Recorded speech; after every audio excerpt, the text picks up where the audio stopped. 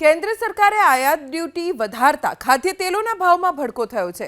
એક દિવસમાં પામ તેલમાં 160 રૂપિયા, કપાસિયા તેલમાં 110 અને સિંગ તેલમાં 40 રૂપિયાનો વધારો થયો।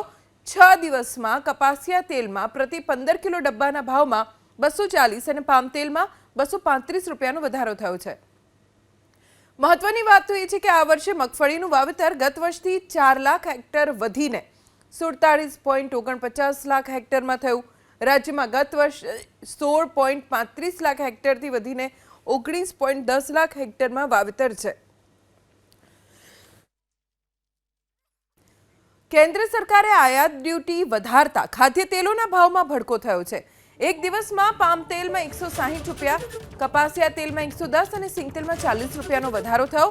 6 દિવસમાં કપાસિયા તેલમાં પ્રતિ 15 કિલો ડબ્બાના ભાવમાં 240 અને પામ તેલમાં 235 રૂપિયાનો વધારો થયો છે।